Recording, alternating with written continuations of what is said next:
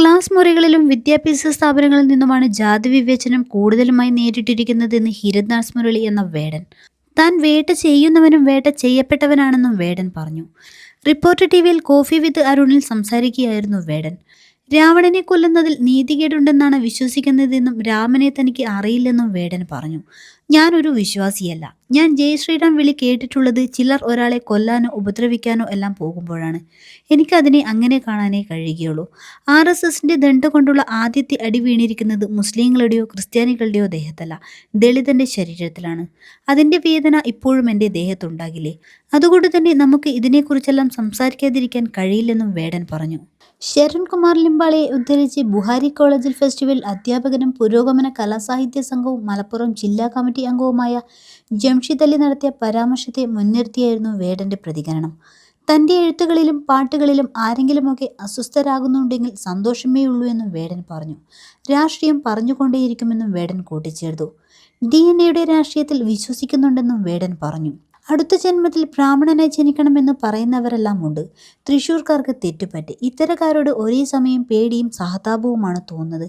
കാരണം നമ്മൾ ഏത് നൂറ്റാണ്ടിലാണ് ജീവിക്കുന്നത്? പിറവിയാൽ താൻ ഉന്നതനാണെന്ന് എങ്ങനെയാണ് ഒരാൾ ചിന്തിക്കുന്നതെന്നും വേടൻ ചോദിക്കുന്നു. വാ എന്ന ട്രാക്കാണ് അംബേദ്കർ ജയന്തി ദിനത്തിൽ നൽകാൻ കഴിഞ്ഞതെന്നും വലിയ ട്രിബ്യൂട്ട് എന്നും വേടൻ പറഞ്ഞു. താൻ കാരണം വേദനിക്കപ്പെട്ടവരോട് നടത്തിയ ക്ഷമാപണം മനസ്സിൽ നിന്നും ഉണ്ടായതാണെന്നും മീറ്റു ആരോപണങ്ങളിൽ പ്രതികരിച്ചുകൊണ്ട് വേടൻ പറഞ്ഞു.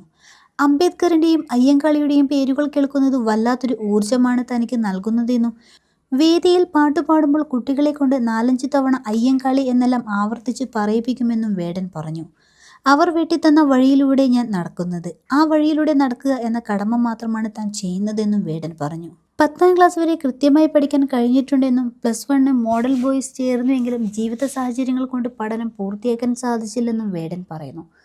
തൻ്റെ ചുറ്റുപാടാണ് ലഹരിയിലേക്ക് എത്തിച്ചതെന്നും താൻ ജനിച്ചു വളർന്നയിടങ്ങളിൽ കഴിയുന്ന മാതാപിതാക്കൾക്ക് അന്നന്നത്തെ ഭക്ഷണത്തിന് ഒരു വക കണ്ടെത്തുക എന്നതിലുപരി തൻ്റെ മക്കൾ എന്താണ് ചെയ്യുന്നത്, എന്താണ് ഉപയോഗിക്കുന്നത് എന്ന് ചിന്തിക്കാൻ നേരമുണ്ടാകില്ലെന്നും വേടൻ പറഞ്ഞു. ലഹരി ഉപയോഗിച്ചാൽ ഊർജ്ജവാനായി ഇരിക്കാൻ കഴിയില്ലെന്നും നല്ല സുഹൃത്തുക്കളാണ് വേണ്ടതെന്നും ഫോൺ ഉപയോഗം കുറച്ച് മൈതാനത്തിറങ്ങി കളിക്കണമെന്നും വേടൻ കൂട്ടിച്ചേർത്തു. ജാതി ഭീകരവാദി, വിഘടനവാദി എന്നെല്ലാം തന്നെക്കുറിച്ച് പലരും പറയുന്നത്. എന്നാൽ താൻ സമത്വവാദിയാണെന്നും സമൂഹത്തിൽ സമത്വം വേണമെന്നാണ് ആഗ്രഹിക്കുന്നതെന്നും വേടൻ പറഞ്ഞു. തന്നെ ജാതി ഭീകരവാദി എന്ന് പറയുന്നവർ നടത്തുന്നത് വിടുവായുത്തരമാണെന്നാണ് മനസ്സിലാക്കുന്നതെന്നും വേടൻ കൂട്ടിച്ചേർത്തു.